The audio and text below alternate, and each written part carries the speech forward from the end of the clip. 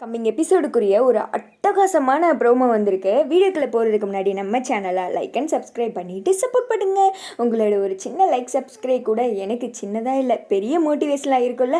உண்மையாகவே சொல்கிறேங்க, ப்ரோமோ வேறு லெவலு. வாங்க வீடியோக்குள்ளே போகலாம். ஃபஸ்ட்டு சீனில் வந்துட்டு அந்த கிறுக்கு பையன் துறை இருக்காமல, தமிழை கடத்தி வச்சுட்டான்ல, பாரதியை மிரட்டுறான். இங்கே பாரு, ஒழுங்காக இந்த கல்யாணம் நடந்து முடிகிற வரைக்கும் வாயை மூடிக்கிட்டு அமைதியாக இருக்கணும். இல்லைன்னு வச்சுக்கோ, இவளை கொன்று என்கிட்ட அதை வீசிட்டு நான் பாட்டுக்கு போயிட்டே இருப்பேன். என் பேச்சை மீறி ஏதாவது பண்ணணும்னு நினச்ச, எனக்கெல்லாம் இந்த மகா அது இதுன்னு பாசெல்லாம் கிடையாது, ஸ்ட்ரெயிட்டாக கொலை தான் அப்படின்னு சொல்ல நம்ம பாரதி வந்துட்டு பயந்துடுறாங்க.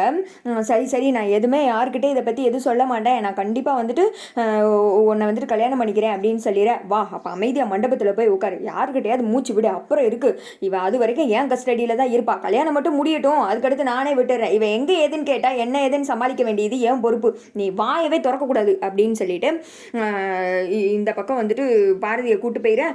ஒரு சைடு தமிழை கட்டி போட்டு கஷ்டப்படுத்தி வச்சுட்டு இருக்கான், அந்த சைடு பாவம் ஆதியும் மாட்டிக்கிட்டாரு. ஐயோ போச்சு அவ்வளோதானா, என்னடா பண்ண போகிறாங்க அப்படின்னு சொல்லிட்டு நம்மளை வந்துட்டு பதட்டத்திலேயே வச்சுக்கிட்டு இருக்க. இங்கே கட் பண்ணி அடுத்த வீட்டில் காமிச்சிட்டு இருக்காங்க. கல்யாணத்துக்கு வந்துட்டு தேவையான ஏற்பாடெல்லாம் பண்ணிடுறாங்க, பொண்ணை கூட்டுவாங்க அப்படின்னு சொல்ல நம்ம பாரதி வந்துட்டு உட்காடுறாங்க. அவ்வளோதான், இனிமேல் எந்த பிரச்சனையும் இல்லை அப்படின்ற மாதிரி துறை சந்தோஷத்தில் இருக்காரு. இங்கிட்டு வந்துட்டு ஆதியை பார்க்கணுமே, திடீர்னு அவருக்குள்ளே நம்ம வாசு புகுந்துடுறாங்க. வாடா மாப்பிள்ளை எப்படா வரப்போகிற அப்படின்ற மாதிரி தான் இருந்துச்சு. அடுத்து வந்துட்டு நம்ம தமிழை எப்படியோ வந்துட்டு கஷ்டப்பட்டு காப்பாற்றி கூப்பிட்டு வந்துடுறாரு. அங்கே இருக்கிறவனெல்லாம் அடின்னு அடித்து தூக்கி எரிஞ்சிடுறாரு பந்தாவும். இங்கிட்டு வந்துட்டு கெட்டிமேளம் அப்படின்னு சொல்ல துரை வந்துட்டு எப்படியா நம்ம தாலியை கட்டிடணும், கொஞ்ச நேரத்தில் அவன் இங்கே வந்துட்டான், அவ்வளோதான் கல்யாணத்தை நிறுத்திவிடுவான் அப்படின்னு சொல்லிக்கிட்டு இருக்க. அவங்க அக்காவும் அம்மாவும் இருக்காங்களே, ஆத்தா அதுக்கு மேலே அதான் மாப்பிள்ளை பொண்ணு 2 பேர் இருக்காங்களே, ஐயரே போதும் மந்திரத்தை சொன்னது வேமா எடுத்து கொடுங்க அப்படி இப்படின்னு அவங்க துறைக்கு மேலே துடிச்சுக்கிட்டு இருக்காங்க.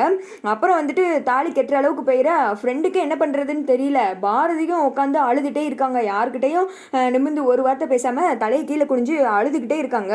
அவ்வளோதான் போச்சா எல்லாம் அப்படின்னு நம்ம நினச்சிக்கிட்டு இருக்க. அந்த நேரத்துக்கு கரெக்டாக நம்ம ஆதியும் தமிழும் என்ட்ரி கொடுத்துட்றாங்க. நிறுத்துங்கள் அப்படின்னு சொல்ல துரைக்கு மூஞ்சி எங்கிட்டு கொண்டே வச்சுக்கிறதுனே தெரியல, ஒரு மாதிரி அதிர்ச்சியில் உறைஞ்சி போய் இவங்களே பார்த்துக்கிட்டு இருக்க. நம்ம ஆதி வந்துட்டு வாசுவாக வந்து நிற்கிறாரு முறைச்சிக்கிட்டு. அதோட பார்த்தீங்கன்னா இந்த ப்ரோமோ வந்துட்டு முடிஞ்சிருது.